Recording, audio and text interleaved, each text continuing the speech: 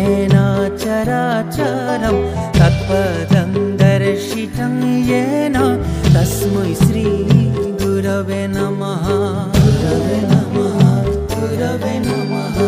अखण्डमण्डलाकारं व्याप्तं येन चराचरं तत्पदं दर्शितं येन तस्मै श्री गुरवे नमः। गुरवे नमः, गुरवे नमः। अखण्डमण्डलाकारं व्याप्तं येन चराचरं तत्पदं दर्शितं येन तस्मै श्री गुरवे नमः।